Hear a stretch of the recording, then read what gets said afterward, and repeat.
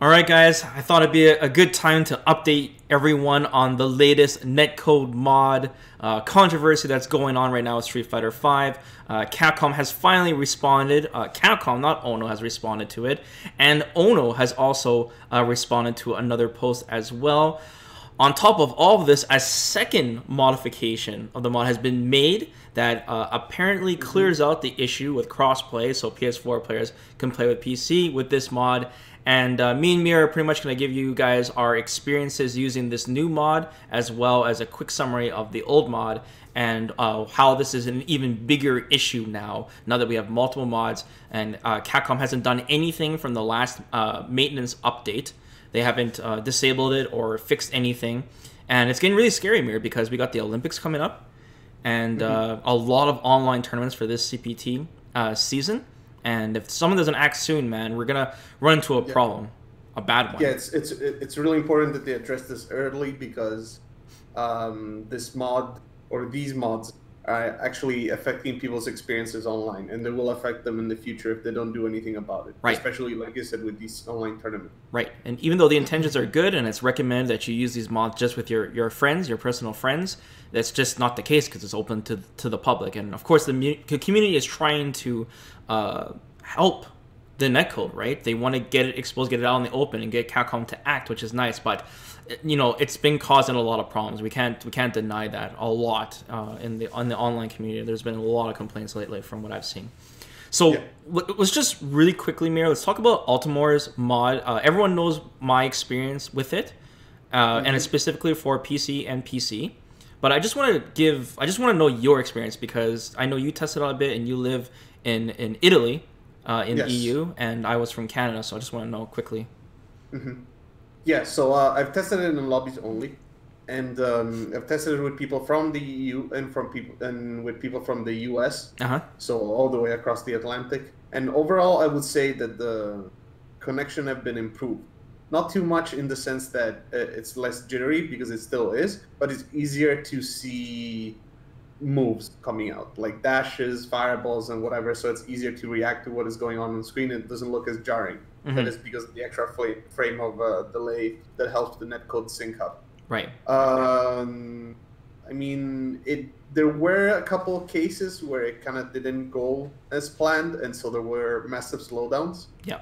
To the point of even desyncing or just having to restart the lobby or go back to the lobby screen.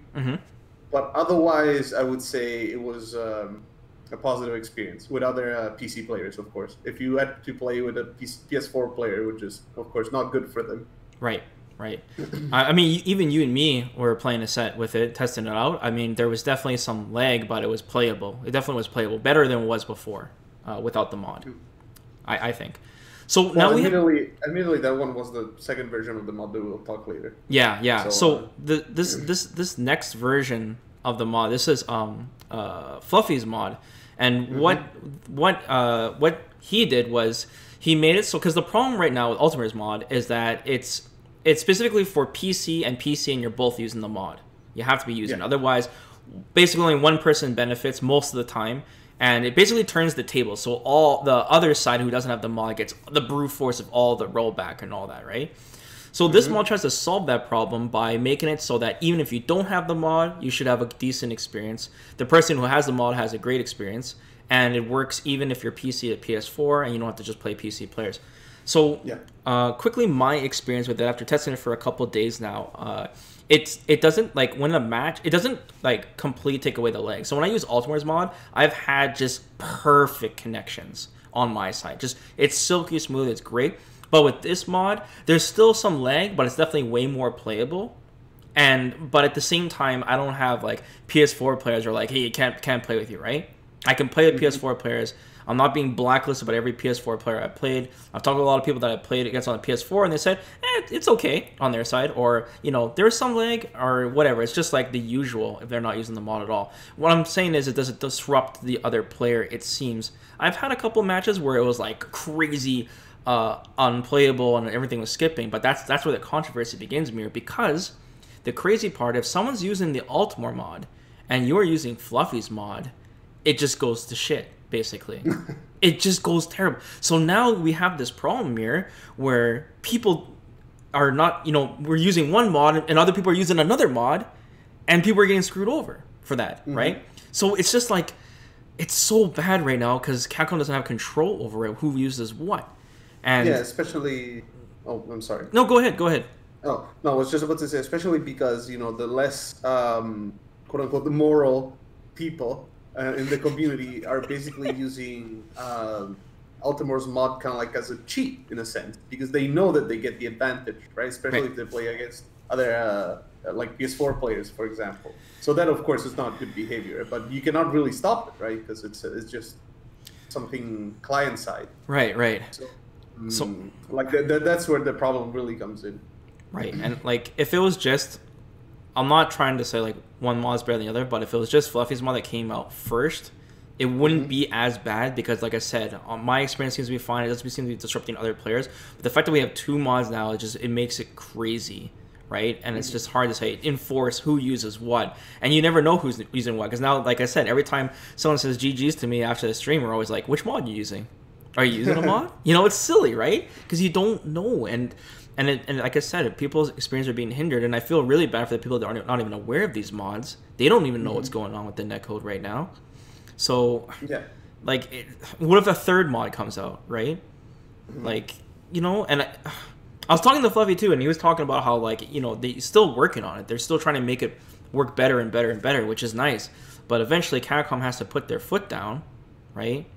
And, yeah, for sure. And either do something themselves, right? Or they have to disable it just so we're back to just the same crappy netcode. And then... No, exactly. Ideally, we'd have, a fixed netcode that actually works and works properly over long, laggy connections and whatnot. But at the very least, and this would be worst case scenario, they'd have to find a way server side to disable the mod, because it's like I don't want to say outrageous, but it's kind of questionable that someone client side can modify the netcode. Of course. And this is a dangerous precedent because of course these mods were meant originally to improve the functionality of the netcode, in the sense that to make it better, right? Yeah.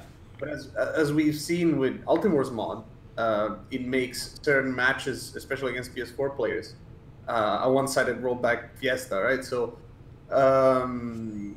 people can, now that they know, because the source codes for these mods are out, they can literally use them as cheats. Like, they can modify them so that it just serves them well, like it just makes the connection good for them and absolutely horrible for the others. And that's, you don't want to have that, right? No. So, yeah, Capcom has to put a stop to this. Hopefully it is, like I said, with a patch that fixes the netcode instead of just, removing the mods. But that's what we should expect, or at least we hope to expect, I guess. So I saw a post on Event Hubs where they got in contact with Capcom regarding this, and Capcom did reply, and they said this, Mir. Let's hear it. Sorry, I had to build it up, the suspense. They said, "We are aware of this and are looking into it." Sick. That's it. That's it. But this response is full of meaning. It means... Oh my god.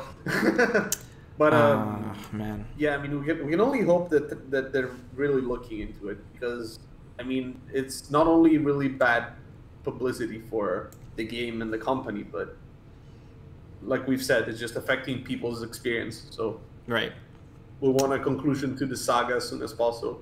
Yeah, and it's been going on for a couple of weeks now. Also, another person tweeted to Ono, which he responded regarding this whole netcode thing. Raps said, "Dear Ono-san, we all appreciate you, your dedication, and the efforts you put in Street Fighter V. However, the thing that hurts the most is not only the netcode issue, but the communication behind it. I'm willing to wait for 1 month, 2 months if necessary, but we don't yet know if the developers are working on the netcode, if they're even just considering doing it. If they are, but found it not necessary. This one, as harsh and disagreeable it might be for me and all the community, would still be an answer we're lacking right now." So basically just talking about Capcom's communication in general, because we just don't know what's going down in general, right? Yeah. Ono replied to this and said, "I fully understand Street Fighter fans are hoping for. I'm going into this with eyes wide open, and our dev team are working hard to meet your expectations. I really appreciate your concern." Well, like once again, Ono is taking all the heat right now. He's doing as much PR as he can. You know, it's great that they're acknowledging it when their backs are literally to the wall when it comes to this kind of stuff. But I feel like Capcom has said, you know, we've kind of things we've learned. We're gonna communicate more. I've heard it so many times now, Mir. So many times that, you know, when I see it, I'll believe it. Yeah, it's difficult to believe. It just seems like casual PR talk. I do think Capcom's gonna do something because they literally have no choice.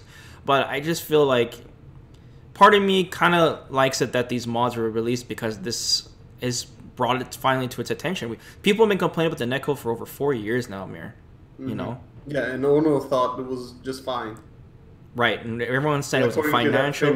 Yeah, and Ono thought it was fine, right, in that latest interview on the future of Street Fighter.